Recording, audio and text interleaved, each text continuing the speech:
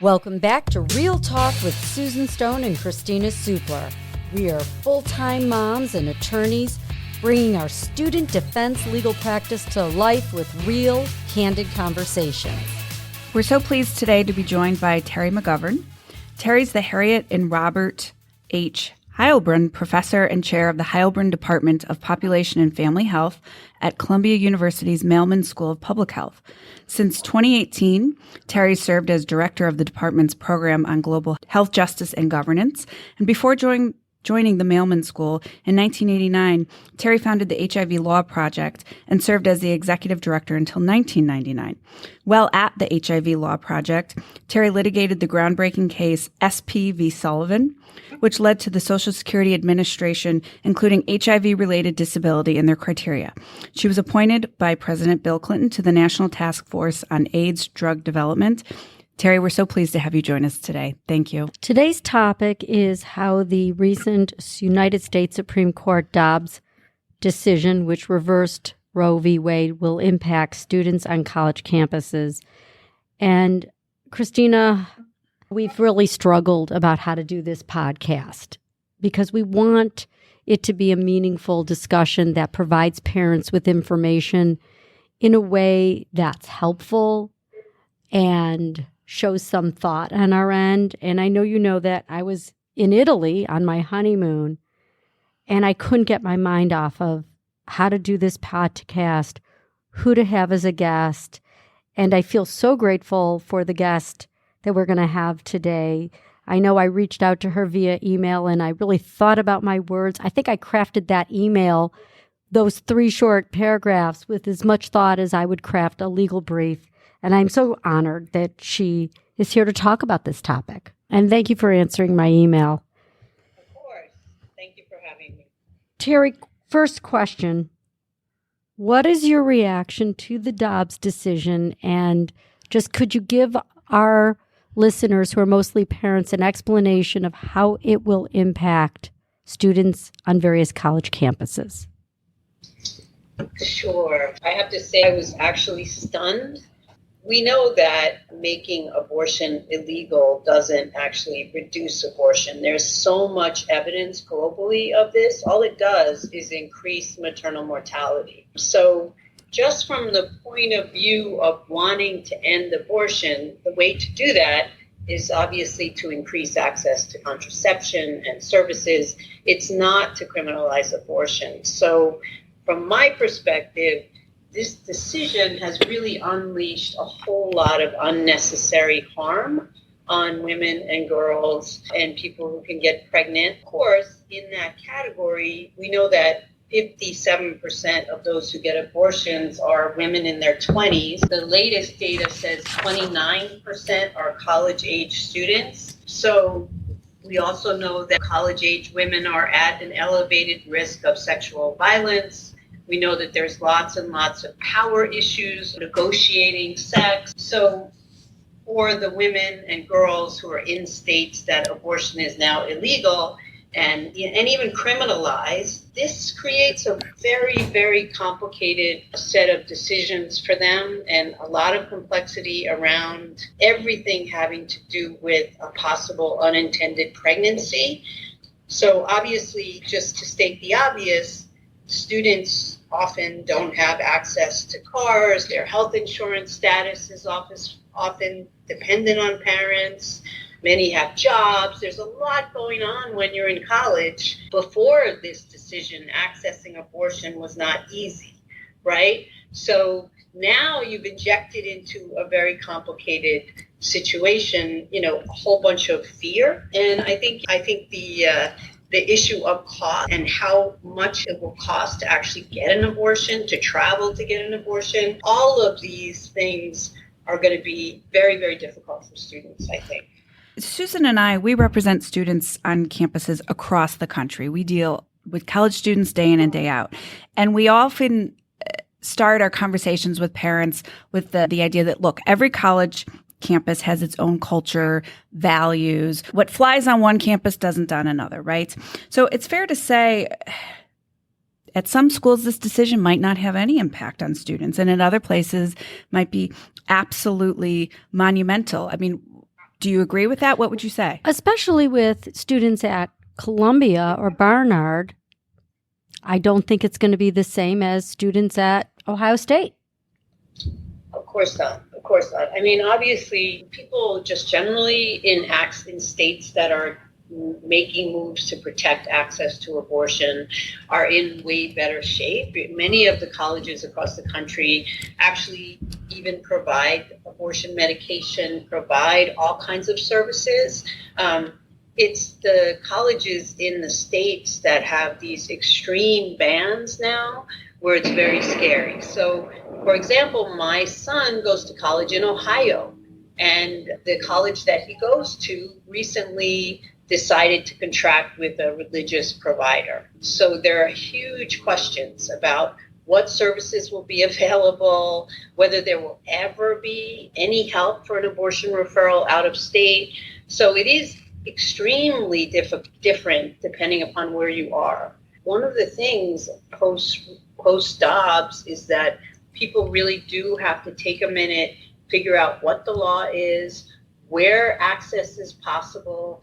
You know, these are very serious things to think about for parents, for your kids in schools, because you don't want to be scrambling. Depending on where you stand on the issue, I'm thinking, Terry, about myself. I have a rising junior in high school. We're going to start looking at colleges. Do you think that the Dobbs opinion will impact where students actually apply for college? I think for sure. I mean, I think it should. These are very, very serious issues. Honestly, I have never written a letter to my child's college before, and I wrote immediately when I saw that they were going to contract with a religious entity, because I would have really extreme concerns about the safety of my child in a place where they could not access any of these services. We're already seeing some polling of particularly girls who are thinking about crossing off the list schools that are in states that have total bans or criminalization provisions. So it's going to be even more difficult to get into Columbia or Barnard. I mean, I think it's pretty difficult, but I suppose it could get more difficult. Yeah, it is really a very serious issue if you're a girl. There's just even more for families to consider and to really be thoughtful about when trying to find the right campus for the students. Susan and I'd like to turn to a different issue that touches on the Dobbs opinion. We represent students across the country involved in campus Title IX proceedings. And we've had countless cases that in some way, shape, or form involve a condom that breaks in Plan B, maybe no condom in Plan B. Plan B is in many, many of our cases. Do you think that Dobbs is going to impact the availability of Plan B? It should not. Many of us feel like Dobbs has opened the door to questioning everything that has to do with contraception, emergency contraception. Nothing in the opinion actually would lead to that conclusion, but it has unleashed a kind of unfettered dedication to denying access to anything having to do with sexual and reproductive health services, and particularly contraception, morning after, etc. The answer is mixed. That's very interesting, because what we're also wrestling with, Terry, and maybe you can help us sort this through, as student advisors in the Title IX process, we have dealt with situations where there have been unwanted pregnancies and abortions, and actually female complainants include the unwanted pregnancy as an aspect of a Title IX violation, that they didn't get consent to get pregnant as a different twist on consent. We're wondering, how will Dobbs impact Title IX? And do you think we're going to see a rise of the unwanted pregnancy being a component of this type of complaint on college campuses, and even in those states where abortion is illegal, and maybe more so in those states?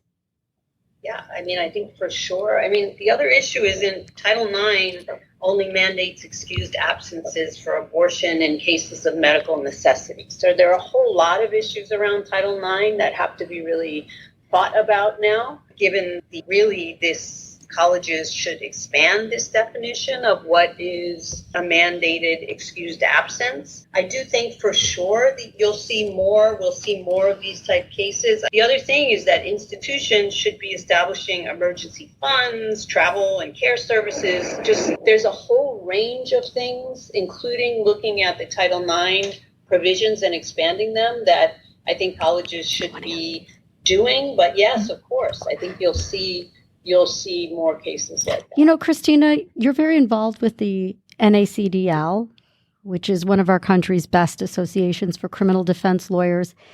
If a college facilitates a fund to allow for travel, do you think there's any criminal risk or exposure? That's a really good question, and a question that many of my brilliant... That's what I asked you, my partner. brilliant colleagues are wrestling with right now. And obviously I'm sort of chuckling, but I shouldn't, because it's a really serious question that some of the most brilliant people in our country are wrestling with in terms of setting policy and procedures for institutions on how to service the needs of students. And without getting too into legalese and boring stuff that people who aren't lawyers probably wouldn't care about, it's a super complicated issue. Colleges and universities have legal obligations to help students and accommodate students for various issues, but yet there's also criminal implications and confidentiality issues and stuff like the crime fraud exception. And there's all these sorts of very academic issues that lawyers and administrators are wrestling with now. And I'm curious, Terry, what are your thoughts? What are the conversations at Columbia? Because you could be a well-intentioned administrator, but say, hey, I have my own family and I have an obligation to follow the law. I don't want to unwittingly put myself at risk of being prosecuted. Well, and we know so many students look up to their professors or have very close relationships there, and there's trust. So, Terry, what are your thoughts? First of all, there's some other simple things like exclusionary housing policies. If we're going to see more pregnant college students, there's that issue, just a simple one. But I think we are in kind of a crazy time in terms of what is legal and what is not. Mm-hmm. As you just articulated, nobody knows. I feel like the opponents of access to abortion and the range of reproductive health services are trying everything they can to criminalize those who do anything to protect access. So I wouldn't ever delegitimize the fears of administrators at institutions. On the other hand, we can't just give in to this kind of mentality. These are healthcare services. These are young people who are extremely vulnerable. I think what's happening is people are getting together, experts are getting together, and are giving their best judgment about risk of prosecution. But there is always going to be some risk here. There's risk that they may be sued. There's risk, but they probably won't win. I say that crossing both fingers because, as we know, we're looking at Oklahoma, South Dakota, and Wisconsin, and it's a county by county. You have to look at who the prosecutors are, who the judges are, who elected them. So it's really complicated to predict whether something will be found to be illegal or in violation of a bounty law provision or something else. Not a simple thing, as you well understand. Mm-hmm. I want to switch gears to a whole different topic related to this, obviously, because it's something that has, I'll be honest with you, I didn't sleep last night and it kept me up all night. So our practice, we do a lot of special education law, and we represent little ones who need 504 plans and IEPs. And I have a not so secret passion. I love preschool. Okay. I loved being the mom who dropped off at preschool. I loved everything about having a preschooler. I just think it's just a magical age. I also am so worried about young girls having to drop out of college. And I'm wondering, with the President Biden's expanded definition of pregnancy within Title IX, is it an argument out there to say, okay, colleges, you have an obligation to allow those mothers who give birth, those babies should be able to live in the dorm with their mother. You should provide daycare so they can attend class. You should also, I want to make sure those babies are included within the university health insurance policy. So when they have that ear infection or they need their vaccinations, will those colleges have to create special dorms for mothers and fathers to live and raise their child, to see that these young women do not have to drop out of college? I mean, I'm sick about this. I love babies. I can't wait to be a grandmother. I have a daughter getting married, and my daughter is supposed to go off to graduate school. And I just want to make sure that all of these states that have said that this is illegal, that especially the state institutions are ready for these babies and don't just kick these women to the curb. No, absolutely. I mean, we know that student parents are 10 times less likely to graduate. There's so much evidence of the bad economic consequences of young women having babies during college. So, of course, let's just go back to reality here. Mississippi has the highest infant mortality rate in the country. It has one of the third highest maternal mortality rate during pregnancy. These states that are taking the lead on banning abortion or criminalizing abortion or creating bounty hunting are not states that have invested at all in kind of the welfare of women and children. Mississippi's foster care system has like 111 outstanding violations for abuses. Oh my gosh. So I want to say that there's not evidence of kind of a real dedication to taking care of any women and girls in the state, let alone those on colleges. So I think we do have to push the colleges to step up here and provide the necessary services. But I just want to inject a very serious note of hypocrisy about the kind of dedication to shutting down people's access to abortion, but not a dedication to reducing these horrible health outcomes for women and girls. Would you think, though, that the change in Title IX or the Section 504 of the Rehabilitation Act or Title II of the ADA, though, would mandate more accommodations? I would absolutely think so. I would absolutely think so in this shifting context. And I think that's the path that many are going to take now. And it makes total sense to me. And in fact, I know there's a lot of people working to actually provide greater protection in the regulations, even around HIPAA, medical records, right? We have got to go back and look at the ADA and in all of these different contexts and strengthen the protections. So just for a second on HIPAA, there's greater protection in medical records in the context of mental health or drug use. We need that level of protection in reproductive health. On the ADA issues, I think we absolutely have to use the ADA in this context to establish rights. Question for you. Is it possible one day the Dobbs decision will be overruled? Do you think a different composition of the Supreme Court might do away with this decision? And if so, how far off do you think that is? Interestingly, we've been working a lot with countries where it was criminalized and then basically was not. So Ireland, Mexico. And what goes on is that they criminalize abortion and horrible things happen. Just like we're reading about every day, there's confusion about miscarriages. There's 10-year-olds who are forced to go to term and their bodies can't take it. All of these things play out and you see public opinion start to shift. So we've seen in a lot of countries a flip, which I have to say is hopeful. I don't think, as we well know, the public opinion is not in support of what SCOTUS has done here. Right. I think that, to me, when they allowed the Texas law to take effect, which invited bounty hunting, that to me said there was no reason in the room.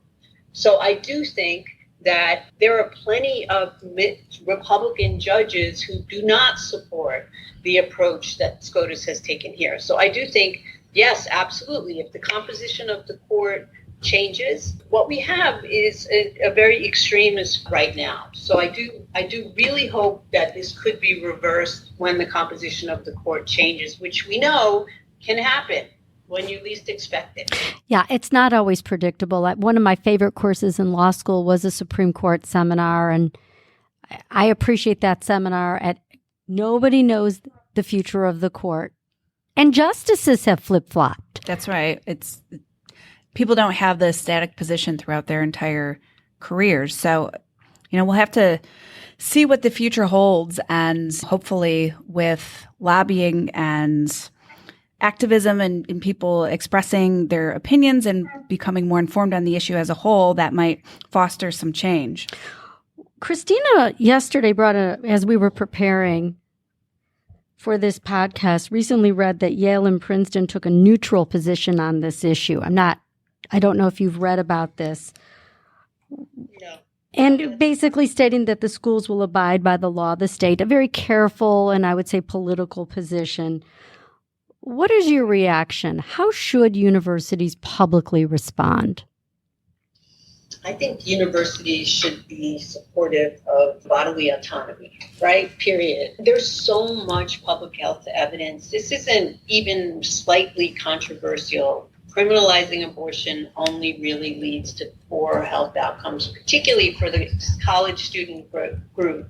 So if these institutions care about the welfare of their students, they should not be neutral on this point. It is going to disproportionately impact their students. So I don't see how you can be neutral. So I have to say, you saw we were able to, or maybe you didn't see, we were able to get the vast majority of deans of schools of public health to sign a letter urging SCOTUS not to overturn Roe.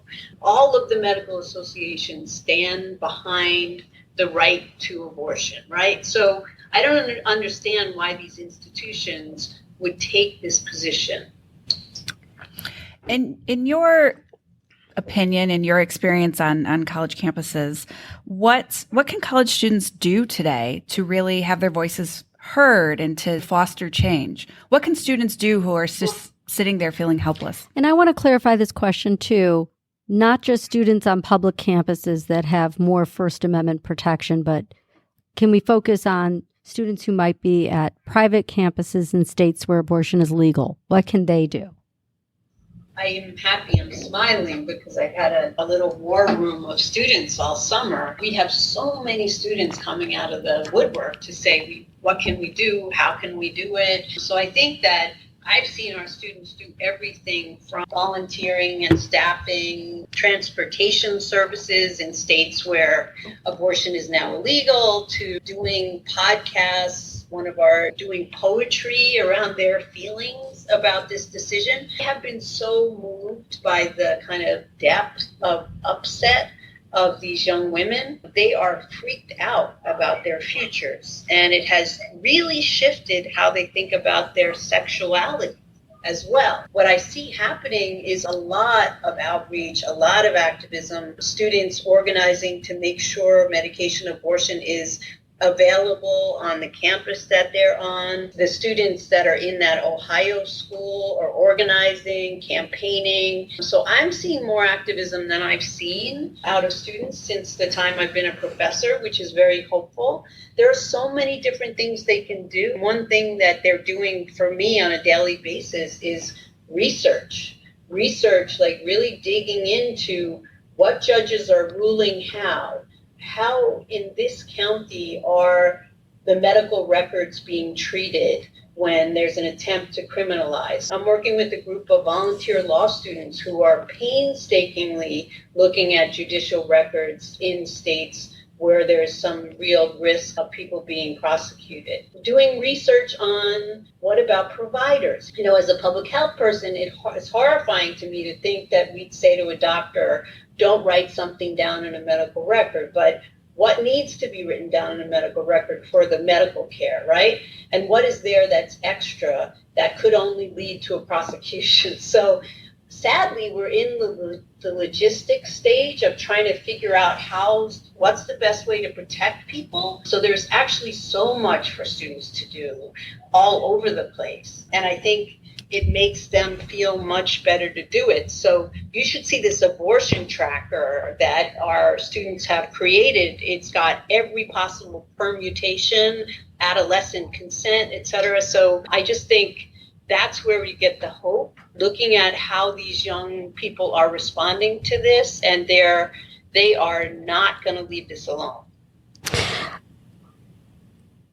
Kristina, I just want to throw something back to you. Look, we deal with parents from across the spectrum as to how they feel about sex. Mm-hmm. Some parents teach abstinence and want abstinence, and some parents are much more communicative about sex. But we know sex goes wrong because we wouldn't have a career, would we? Sad but true. So, Terry, what would be good, solid advice for a parent of either a high school or college student with regard to planning? Should it change, or should it be the same good advice that it always is? Wear a condom if you have a son, and put your daughter on the pill and make sure they have what they need before they go off to college, and make sure you transmit your family values. What do you think? I think that's all great. I also think that the advice should be that no matter how much abstinence training, like there's tons of evidence that no matter what, college students have sex. And no matter what, there are unintended pregnancy. And again, that can be everything from power imbalance to a broken condom, right? So then you have to think about what happens if that happens. And now that is a very, very complicated question in lots of states, Oklahoma, Texas, et cetera, et cetera. So I do think that it has changed the picture considerably. Even if you're against, you never want to think about your college-age student having sex, you've got to think about the possibility, if they're a girl, that they could get pregnant, if they're a boy, that they could be responsible for a pregnancy, and it's going to be very complicated to figure out what to do next. So I think no matter how much you don't want to think about it, you really do need to think about it. If my daughter is in Texas and she gets pregnant, what's the plan, right? What's the plan? Because it is something that happens constantly. Is the plan more complicated in many ways if you have a son? I have a son, and I think it's from the minute this decision came down, he's in Ohio, I've talked about this to him. Think about how the picture has changed. You need to be super careful, super responsible, and you need to think about if something goes wrong and you're part of a pregnancy, what is the plan? What is the plan? Because I think it is a very different picture. And obviously, also, I'm saying it's unclear where they get services now. That's being fought out. So there's a lot more to think about than there was. I think it's really interesting to hear that, because Susan and I, when we talk to parents and students and we give lectures on the issues of consent, we talk a lot about the importance of communication in sex. And too often today, we're seeing students not have communication. And this now, it sounds like what you're saying is communication is even more important and central to the issue of sex and how relationships can unfold. Absolutely. I mean, I think it absolutely needs to be thought about and communicated, right? Because these are not what if scenarios. These are true things. And it's something like I watched my son really let it sink in. If there's an unintended pregnancy, what do you do? Where do you go? You're now not clear that you can even go on campus. What's the plan? Are you thinking about that? College students are not thinking about those things. So I think it is very important to think about and talk about. And I do hear that a lot from the students. The female students are thinking about it. What is this? So the boys should be thinking about it too, right? Do you think that in some states, young women will withhold the information from their partner so they can't be stopped? I'm just questioning that. Would that be an unintended consequence, that a male would be deprived of knowledge? It could be, for sure. I mean, if you inject fear and criminalization into this decision, you're going to get all kinds of strange behavior. This is why we didn't want criminalization in this already complicated terrain. So I think you're going to get all kinds of terror-driven decisions, including probably in some cases not to disclose out of fear, which is, of course, obviously what goes on a lot, which leads to all these harmful behaviors. Pregnant people who don't want to be pregnant being scared and thinking, let me take matters into my own hands, right? Because you can't really get information, and how am I going to get the money to get a different state? And I can't have this baby, right? So you have to think about a young person. I know you all, that's who you work with, but it's really difficult to be a young person today, just even with everything that's going on in the world. And now you're injecting this kind of terror around, what if the condom breaks and I'm pregnant and there is some crazy law that my provider can be reported and a private citizen can report me to. It's not like the students don't know all this stuff. They have a vague sense of it, and it's terrifying now. So I'm very much afraid that it's going to lead to all kinds of kind of rash decisions. Unintended consequences will be all over the place. I'll tell you what, I'm predicting that a lot of parents of college students are going to be called upon to parent babies. And parents who were thinking they had their retirement set are not going to be in a position to, but they might have to fund and take care of that next generation.